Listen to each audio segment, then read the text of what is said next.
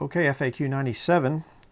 What about Ezekiel chapter 21 verses 3 through 4 and God's wrath? Okay, when I did my study on the false god of post-trib rapture Christians, I said about one of the points is that God will never judge a righteous man.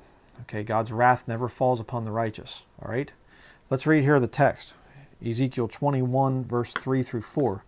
It says here, "And say to the land of Israel, Thus saith the Lord, Behold, I am against thee, and will draw forth my sword out of his sheath, and will cut off from thee the righteous and the wicked.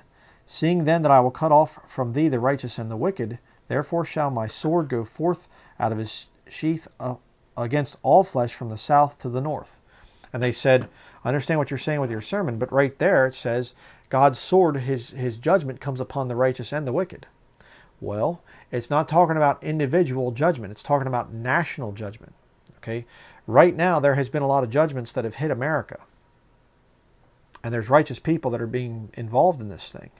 These fires and stuff that are spreading all over the West Coast, and the floods and the tornadoes and whatever else, I'm sure that there's been saved people that have been going through that.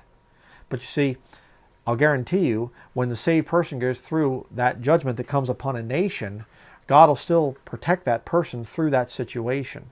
Okay? A good example would be Noah. God's wrath came upon the whole world, but he saved Noah through that. All right? And there will be righteous people in the time of Jacob's trouble. That doesn't mean that the body of Christ goes through that time because of plenty of other doctrinal issues that you have there. We're sealed, tribulation saints are not. So, and I've talked about that in plenty of other studies. But this is talking about a national judgment. It is not talking about an individual judgment. And again, in the midst of a national judgment, God can still spare the righteous. He's just simply saying, hey, this whole nation's so corrupt, I'm going to have to judge the nation. All right? It's like a nation that goes against Israel, the nation of Israel. God will judge that nation. And there will be righteous people that will be under that national judgment. But in that national judgment, God will still protect them. Okay?